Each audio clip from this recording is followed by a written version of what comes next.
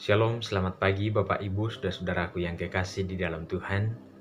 Selamat berjumpa kembali di awal pekan pada pagi hari ini, menikmati indahnya kasih Tuhan yang terus menuntun dan memelihara kita dari sehari ke sehari.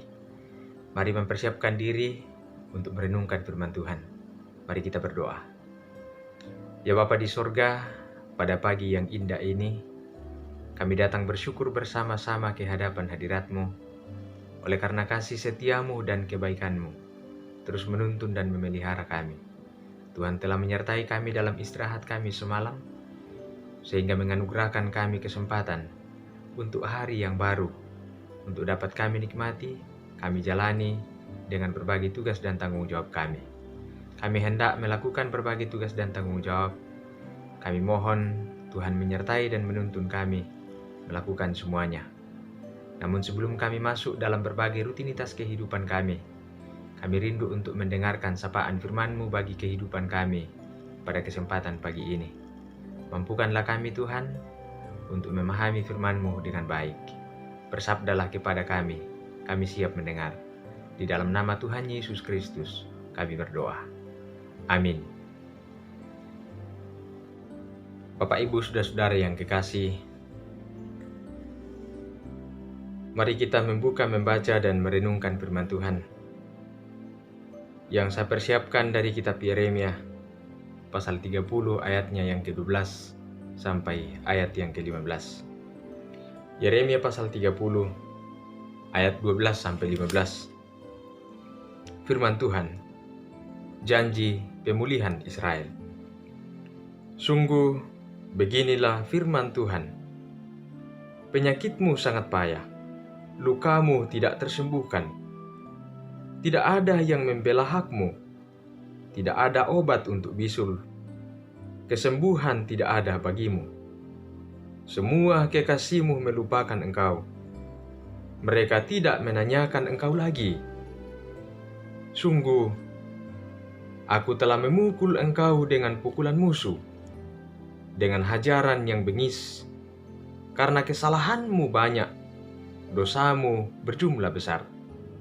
Mengapakah engkau berteriak karena penyakitmu? Karena kepedihanmu sangat payah. Karena kesalahanmu banyak, dosamu berjumlah besar, maka aku telah melakukan semuanya ini kepadamu. Sedemikian jauh pembacaan firman Tuhan. Berbahagialah kita yang mendengarkan firman Tuhan dan memeliharanya dalam hidup kita. Amin. Bapak Ibu, saudara-saudaraku yang terkasih, tema perenungan kita pada pagi hari ini saya ambil dari bacaan kita pada ayat yang ke-14. Semua kekasihmu melupakan engkau, mereka tidak menanyakan engkau lagi. Maka tema kita pada saat ini, kekasihmu melupakan engkau. Kekasihmu melupakan engkau. Saudara-saudara kekasih Tuhan, sudah sangat akrab dengan kita sebuah pernyataan yang mengatakan, sahabat sejati akan terlihat ketika dalam masalah dan mereka tetap ada bersama-sama dengan kita. Saudara-saudara, mungkin kita pernah mengalami suatu keadaan di mana kita membutuhkan sahabat, tetapi mereka yang kita harapkan menjauh dan tidak mempedulikan kita.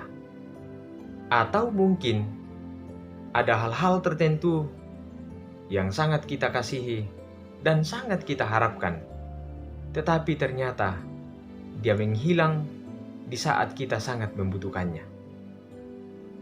Saudaraku yang kekasih, demikianlah apa yang dialami oleh bangsa Israel. Mereka lebih memilih bersekutu dengan bangsa-bangsa asing daripada Tuhan. Mereka lebih memilih untuk menyembah berhala daripada menyembah Tuhan. Itulah yang dikatakan oleh Tuhan sebagai sindiran kepada mereka. Semua kekasihmu melupakan engkau. Mereka tidak menanyakan engkau lagi. Orang-orang Israel mungkin menyangka dengan banyaknya ilah sesembahan lain dan dengan bersekutu dengan bangsa-bangsa lain, maka mereka bisa kuat. Mereka memilih kekasih dari berhala-berhala dan dari bangsa-bangsa sekitar, lalu melupakan Tuhan. Mereka mungkin berpikir ilah sesembahan mereka dan bangsa-bangsa lain dapat menolongnya di saat mereka dalam kesusahan. Nyatanya tidak. Di saat mereka ditaklukkan dan kemudian mereka dibuang menjadi tawanan ke Babel, tidak satu pun bangsa itu yang dulu menjadi kekasih mereka dalam tanda kutip, yang datang menolong mereka atau bahkan menanyakan kabar dan keadaan mereka. Mereka melupakan bangsa Israel sama sekali.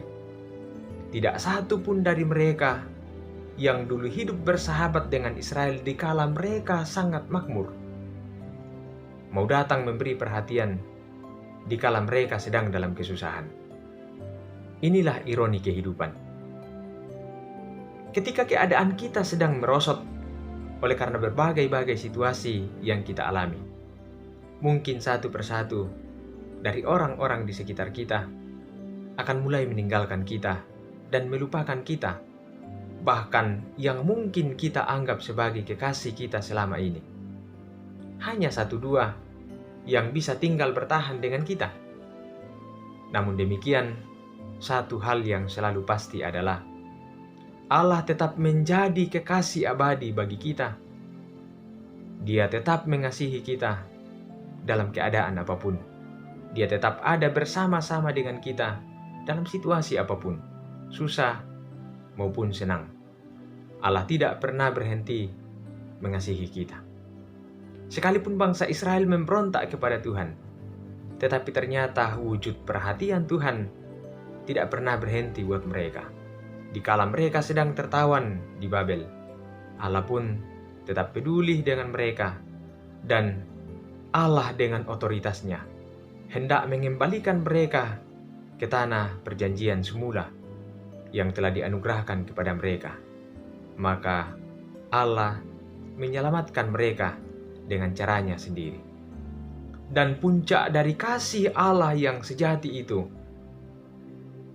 Dia menghadirkan anaknya yang tunggal sebagai juru selamat kita.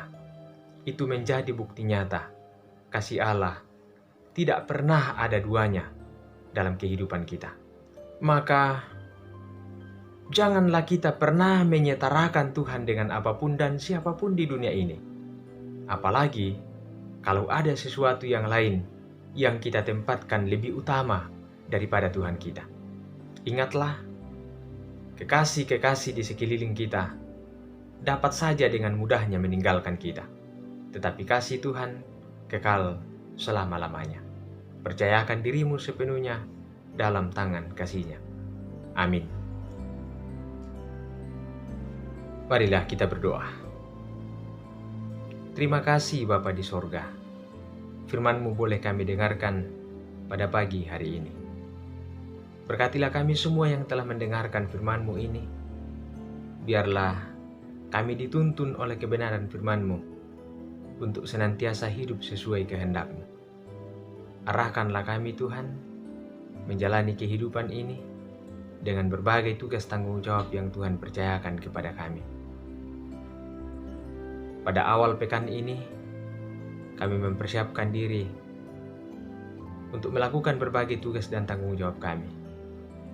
Berkatilah kami Tuhan, berikan kami kesehatan, terlebih hikmat dan bijaksana, untuk dapat mengatur dan menata kehidupan ini dengan sebaik-baiknya untuk kemuliaan-Mu. Biarlah semua tugas tanggung jawab kami dapat kami selesaikan, dapat kami tuntaskan dengan baik, jika Tuhan senantiasa ada menopang dan mengarahkan kami. Namun perjalanan kehidupan ini senantiasa juga diwarnai oleh silih bergantinya keadaan. Ada saudara-saudara kami yang dalam kelemahan tubuh saat ini. Tuhan berkati dan sertailah mereka, berikan mereka kekuatan untuk menghadapi sakit penyakit yang mereka alami. Dan terlebih ya Tuhan, Engkau kiranya memberkati semua proses pemulihan. Biarlah mereka dapat pulih kembali dari sakit penyakit mereka, dan mereka dapat sehat untuk menjalani kehidupan bersama-sama dengan kami, memuliakan Tuhan.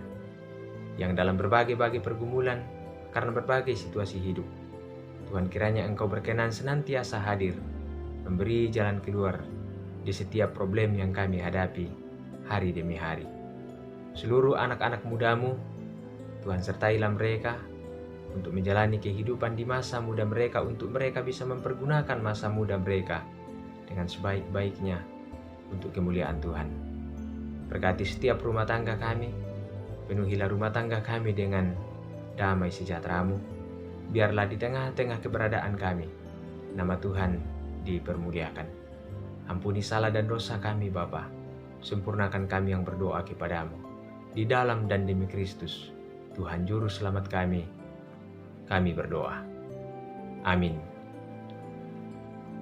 Bapak Ibu Saudara-saudaraku yang kekasih, selamat berawal pekan. Selamat menjalani tugas dan tanggung jawab yang Tuhan percayakan kepada kita hari ini, bahkan dalam sepekan ini. Terus berjuang dengan sukacita, menjalani kehidupan. Semoga Tuhan menuntun, memelihara, menjaga kita senantiasa. Salam dalam kasih Kristus. Tuhan memberkati.